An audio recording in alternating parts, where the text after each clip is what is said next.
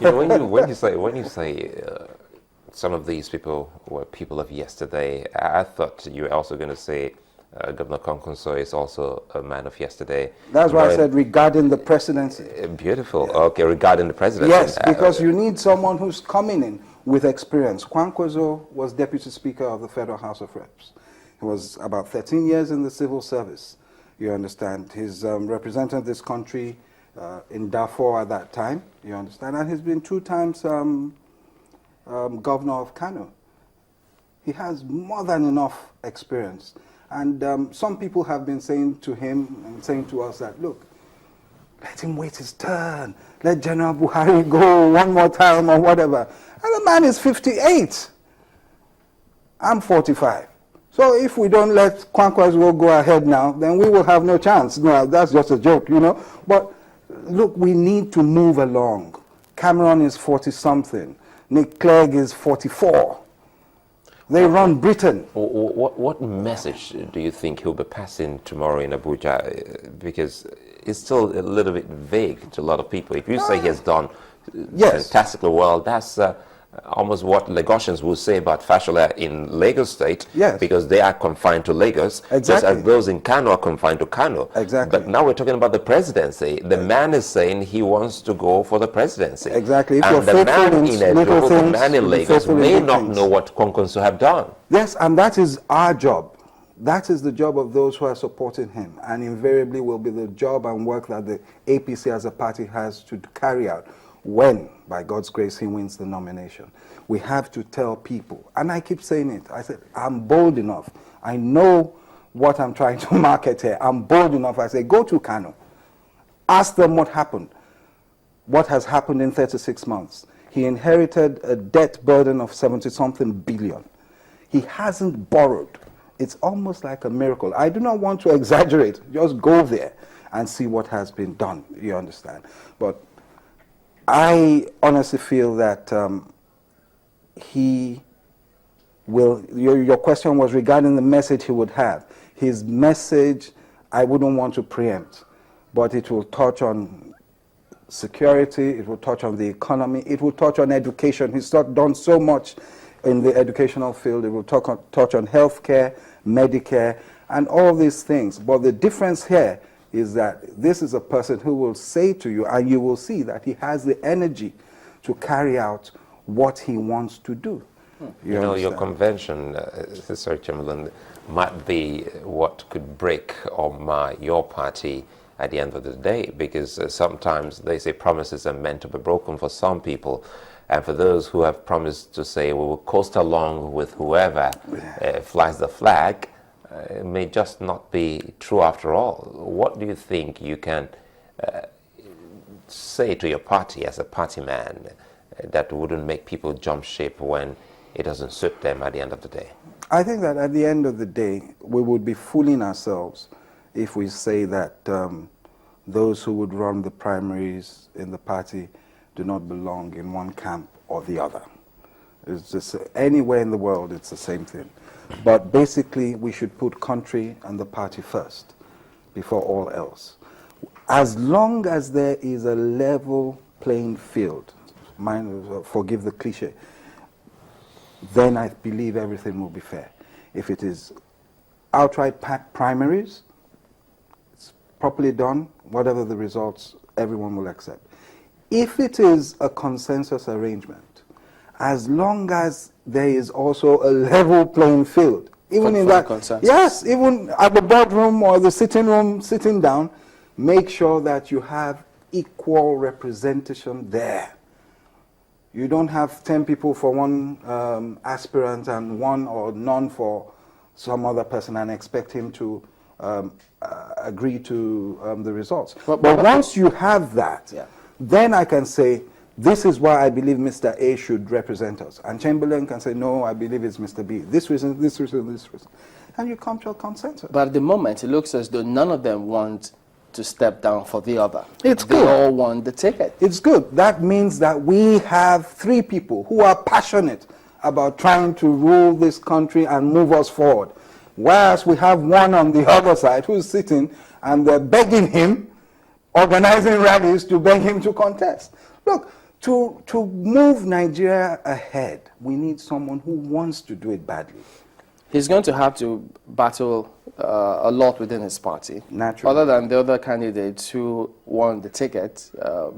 Some say, well, yes, but you also have him contesting with, or having to contend with the Rivers State governor.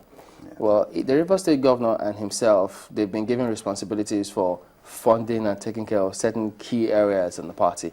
I mean, there are reports that, for instance, Rivers State government may be responsible for Rivers, Bayelsa, Cross River, Akwa Ibom. Then you could have Kwankwaso, who's given that mandate to be responsible for, I think, Chigawa, Kebbi, Kano.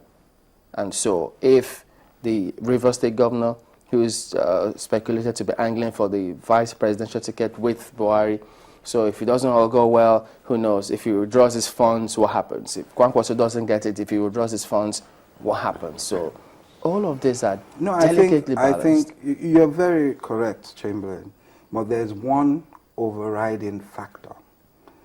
No matter what the peculiar interests, individual interests, either of the people involved or their supporters, one overriding factor. And that is that we must get it right to ensure that we give people an alternative government come 2015. For that reason, I believe that working with the PDP is not, as PDP as presently constituted with President Jonathan as their candidate, is not an option for any progressive Nigerian. It's not an option. They have to sort themselves internally. That's what I'm saying. I'm saying that that is what will force them. You see, if you know that the grass cannot be greener on the other side, you'll be forced to reach an agreement. But how about the former President Obasanjo factor? Yeah. Because if he says, be careful about this Muslim take-care factor, and then you have some leaders of the APC going to him to say, look, according to how the reports put it, of course, so many things go on behind the scenes, telling us, look, who do you think should get this ticket? And then that may rule out two persons. So will that mean a tacit support for Kwankwaso?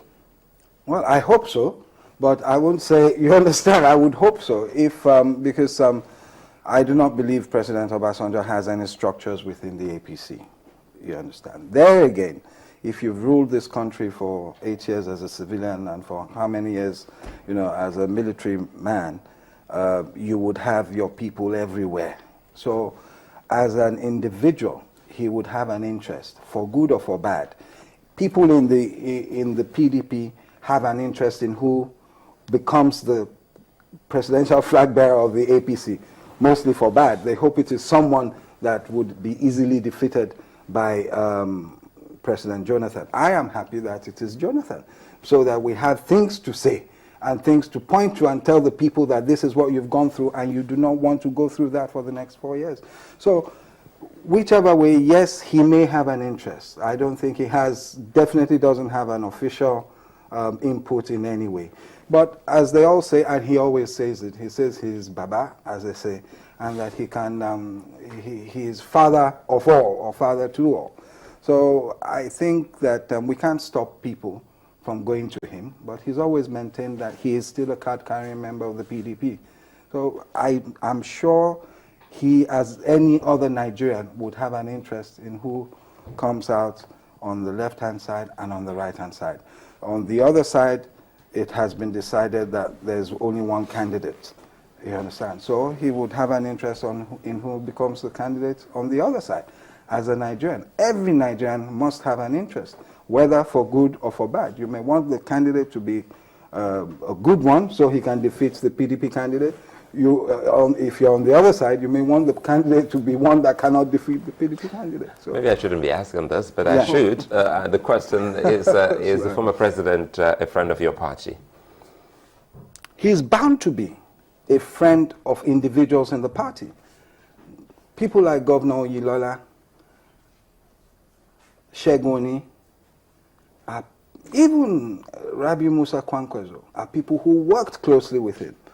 And I don't think they have any problems. Is there any likelihood that he's been wooed to come over? No, I mean, the first time they visited him, apparently, I think General Buhari offered him that. Naturally, you say, oh, would you come over? But he's made it clear that he's PDP to the end. He will be PDP to the end. So that's his choice. It's all right. But I don't think there's anything wrong with people going to consult him. Any political party can consult anyone. We could go to the CBN and consult someone on economic policies. You understand? And as a politician, as I said, he would have an interest. Well, I've got questions from Benjamin, Chika, Ekewa. They all seem to be talking about, okay, well, Benjamin, Chika talking about Sabongeri, that what has the governor done for those, or the Sabongeri axis? And then Ekewa says, what has Kwankwaso done for other tribes residing in the states, that will tell you what he will do for Nigerians? Fantastic. One thing I know he's done is that with his educational policy, there is an Igbo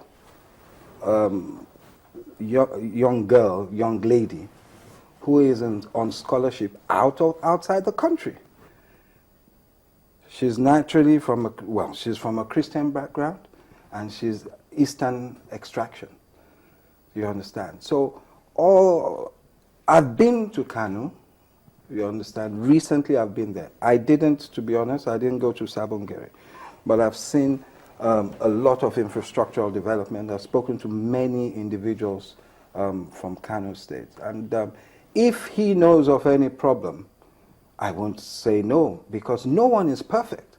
But I know that he hasn't gotten, doesn't have any biases. I haven't seen them.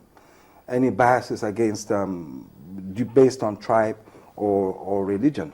Even though we asked the question earlier on, perhaps maybe you should clarify for someone like Victor Tomisi. He wants you to clarify on what you meant by yesterday's people. He said the man is that you're a bit one-sided. You made mention of yesterday's politician, and said president is also that of yesterday. And yes. Every yesterday's man, most times, is also a today's man. The president is still involved. Vice President Atiku is active, so is General Buhari. When I say yesterday's people, I'm just figuratively, I'm saying that, look, I want to move forward. You know, there's this joke that keeps going around that when we were in primary school, we were told that Babangida, that we were future leaders of tomorrow. And you see, that's just it.